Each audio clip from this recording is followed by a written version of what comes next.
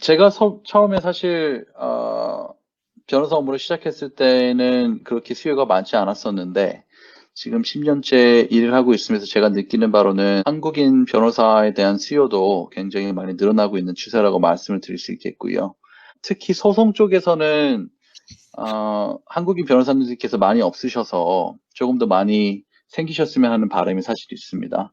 소송 외에 이제 금융업종, 기업 인수합병이나 뭐 채권 발행 이런 금융업 관련해서 일을 하시는 솔리시터 그 사무 변호사님들 그런 업종에는 계속해서 항상 수요가 많았었고요.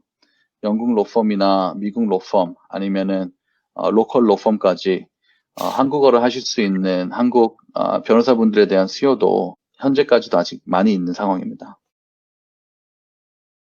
호주나 영국에서 JD를 졸업했다고 말씀을 하셨는데 제가 알기로 호주나 영국에는 JD라는 학위가 존재하지 않고요. 호주나 영국에서는 보통 LLB만, 그러니까 학사 과정, 3년 과정만 존재하는 것으로 알고 있습니다. 호주나 영국에서 LLB를 졸업하신 다음에 홍콩 변호사가 되고 싶다고 하시는 분들은 첫 번째로 컨버전 코스라는 것을 밟으셔야 돼요. 컨버전이라는 것은 호주나 영국의 법학 학위를 홍콩의 법학 학위로 바꾸는 과정을 말합니다. 이건 이제 과정이라고 말하기보다는 몇 가지 시험을 보셔야 되는데요. 보통 5과목에서 한 8과목 되는 과목을 이제 공부를 하셔가지고 자신의 호주나 영국에서 받은 법학 학위를 홍콩의 학위로 바꾸는 그런 컨버전 테스트를 이제 먼저 진행을 하셔야 되고 그 이후에는 똑같이 PCLL 그 홍콩의 사법연수원을 나오셔야 됩니다.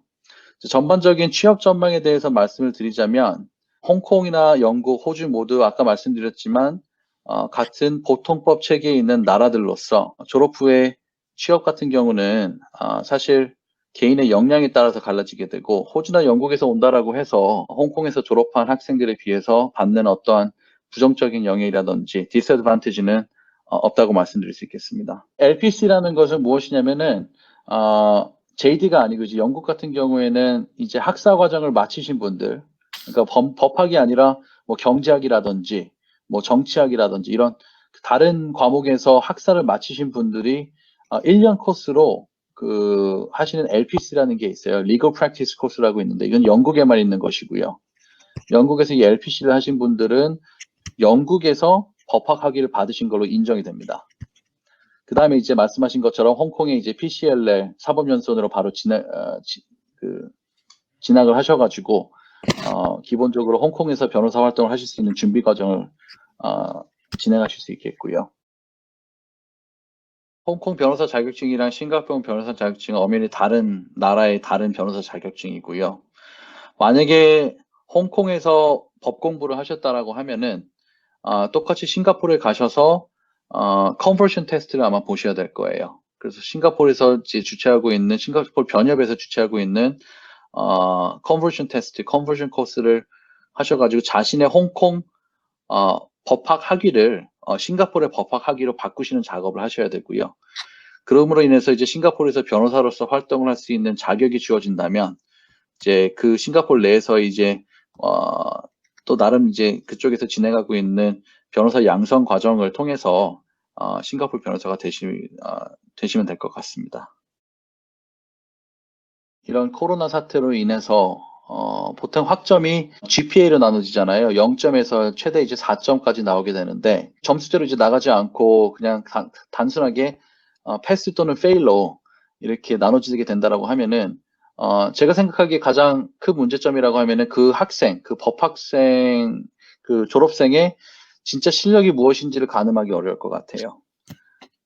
즉, 홍콩에서 뭐 자기 학년에서 1등을 한 학생도 패스이고 아니면 가까스로 패스를 한 학생도 패스라는 점수를 받을 것이기 때문에 전반적으로 이제 취업 과정에서 인사팀에서 보기에는 이 학생의 진짜 실력이 무엇인지 가늠하기 어려울 것이라고 보고요. 그래서 제가 생각하기에는 이게 실질적으로 긍정적일지 부정적일지는 모르겠습니다. 하지만 제가 만약에 지금 홍콩 법대생의 위치에 있다라고 한다면 자신의 성적이 패스 페일로만 나올 것이기 때문에 이 외에 자신을 부각시킬 수 있는 것, 제가 아까 말씀드렸습니다만 언어 능력이라든지 아니면은 교회 활동, 무트코트라든지 프로보노 활동, 아니면 법률 학술지, 이런 부분의 교회 활동을 통해서 자신의 레주메를 임프루브 하시는 쪽으로 준비를 하시는 것을 저는 추천드리고 싶습니다.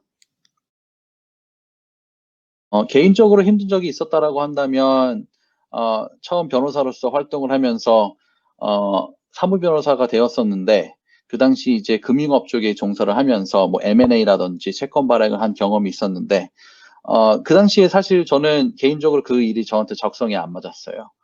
그래서, 물론 뭐 미국 로펌에서 일을 하면서 다른 사람들이 보기에는 잘 살고 있는 것처럼 보였지만, 개인적으로는 이제 일이 저랑 너무 안 맞았기 때문에 저는 3년을 하다가 바로 관두었고요. 그 다음에 이제 아시다시피 법정 변호사로 저는 전향하게 되었습니다. 일적인 부분에서는 저랑은 좀 적성이 안 맞았었기 때문에 그 당시가 굉장히 힘들었었던 것 같습니다. M&A를 하고 싶다. 뭐 법대를 들어가기 전에 또는 법대에서 공부를 하시면서 이거 M&A, 난 기업 인수합병해서 정말 돈 많이 버는 변호사가 되겠다. 멋있는 뭐 채권 발행 쪽, 그쪽 금융업에 종사하는 최고의 변호사가 되겠다라고 하시지만 실제 변호사가 되셨을 때 이게 나한테 적성에 맞는지 꼭 생각해 보시기 바라고요. 처음 또 일을 시작하셨을 때 내가 10년 뒤에도 이 일을 계속하고 있다라고 하면 과연 나는 행복할 것인가에 대한 그런 고민도 꼭 해보시기 바랍니다. 만약에 나는 20년 뒤에 이렇게 똑같은 일을 하고 있었을 때 나는 행복하지 않을 것 같다라고 생각이 드신다면 더 늦기 전에 다른 쪽으로 알아보시는 것을 저는 적극 추천을 드리고요. 저 같은 경우에는 기업 인수합병이나 이런 어떤 금융 쪽의 일이 변호사로서 잘 맞지 않았다는 부분이 있어서 빠르게 전향을 하게 된 케이스입니다. 그 두 가지 언어 중에 꼭 하나를 해야 된다라고 하면 저는 만다린을 추천드리고 싶어요. 특히 홍콩이라는 그 법률 시장이 지금까지 이렇게 잘 자라올 수 있었던 것은 중국이라는 경제 강대국이 바로 옆에 붙었었기 때문이고, 그렇다라고 하는 것은 홍콩에서 변호사로서 활동하면서 많이 만나는 것은 중국 본토의 의뢰인 또는 대기업이라는 말이 되겠죠. 그래서 그 중국에 있는 기업들 또는 의뢰인을 상대로 일을 하시려면은 저는 만다린 꼭 필요하다고 생각을 하고 있습니다. 반대로 홍콩에서 법정 변호사로 활동을 하시면서 형사 쪽, 뭐, 뭐, 여러 가지가 있겠죠. 뭐, 절도라든지, 뭐, 살인, 뭐, 이런 그 형사 쪽 일을 많이 하시고 싶으신 분들은 광동어가 많이 유리하세요. 왜냐면은 이러한 로컬 쪽, 홍콩 내에서 일어나는 이런 형사 사건에 있어서는 의뢰인 분들이 보통 홍콩 사람들이기 때문에, 통용되는 언어가 보통 광동어 칸토니스로 진행된다고 말씀을 드릴 수 있겠고요. 따라서 자신 되고 싶은 홍콩 변호사 종류에 따라서 배우시는 중국어의 중요성이 달라진다고 말씀드릴 수 있겠습니다. 법정 변호사가 된다라고 하는 것은 내가 법정에 실제로 서서 의뢰인을 위해서 변호를 한다라는 직업이기 때문에, 그리고 그 변호라는 것은 영어 또는 중국어로 한다라는 것이기 때문에 영어나 중국어, 특히 그런 언어 분야에 있어서 자신감이 있으셔야 됩니다. 꼭 뭐 본토 사람처럼 할 정도는 아니라고 하더라도 어느 정도 법원에서 말이 통할 정도의 영어, 그리고 많은 사람들이 보는 데서 말을 할 수 있는 그런 자신감, 그런 것들이 꼭 있으셔야 한다고 저는 말씀드리고 싶고요. 사무 변호사의 경우는 조금 다릅니다. 사무 변호사로서 취직을 하신 다음에 업무를 하시는 데 있어서 실질적으로 필요한 스킬이라고 한다면은 문서 작업을 잘 하시는 것. 즉, 내가 말을 하는 것은 조금 어떻게 자신이 없다라고 하더라도 문서 작업은 영문으로 된 문서 작업은 잘할 수 있다. 중문으로 된 문서 작업은 잘할 수 있다라고 하시는 분들은 전혀 문제가 되지 않습니다. 즉, 중국어를 조금 못하시더라도 아니면 영어를 말하시는 게 조금 어색하시더라도 사무 변호사로서 활동하시는 거는 저는 전반적으로 문제가 없다라고 말씀드리고 싶어요. 하지만 가장 중요한 것은 그거는 실무에 있어서의 문제고, 가장 중요한 것은 변호사가 먼저 되셔야 한다는 점 꼭 말씀드리고 싶습니다. 영어와 중국어 모두 잘하셔야 됩니다만 꼭 한 가지를 정해야 된다고 한다면 영어를 잘하시는 걸 전 추천드리고 싶어요. 그 이유는 홍콩의 고등법원과 대법원에서의 모든 재판은 영어로 진행됩니다.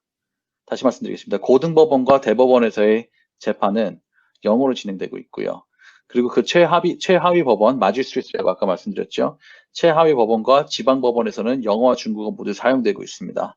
그렇기 때문에 홍콩에서 법정 변호사로 만약에 활동을 하시고 싶으시다는 분들은 영어를 잘하시는 게 굉장히 유리하고 중국어도 조금 더 잘하실 수 있다라고 하면은 덤으로 더 좋겠죠.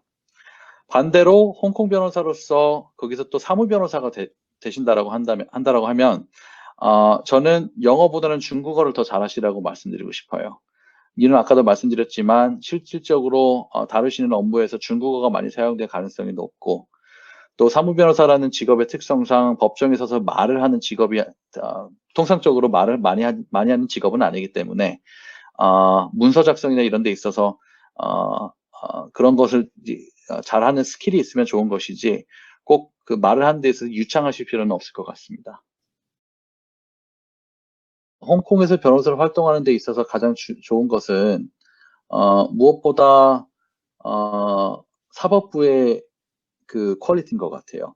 홍콩의 사법부는 판사님들께서 굉장히 실력이 있으신 분들이 많으세요. 한국 같은 경우에는 사법연수원이 끝나신 다음에 사법연수원 성적으로 판사로 가고 검사로 가고 변호사로 나눠지는데 홍콩에서는 판사가 바로 될 수 없습니다.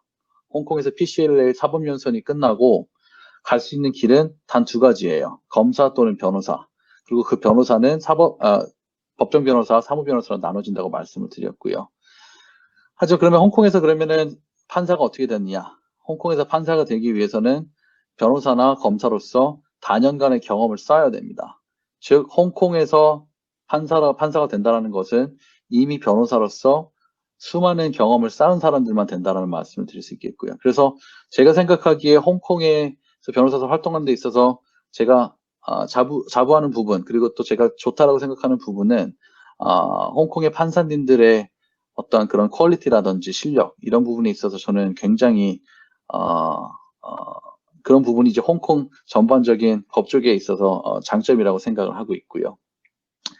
개인적으로 저는 뭐 대학은 영국에서 나왔습니다만 영미권이 아니고 아시아에서 홍콩을 근무지로 선택한 이유는 아무래도 홍콩이라는 그런 지역에 타이틀이 있었겠죠. 그 아시아의 금융허브, 그리고 무엇보다 한국과 가깝다는 점, 그리고 한국 쪽 업무가 영미권보다는 어떻더라도 조금 많다라는 부분에서 저는 영국에 계속 남아있지 않고 홍콩으로 오게 되었던 것 같습니다.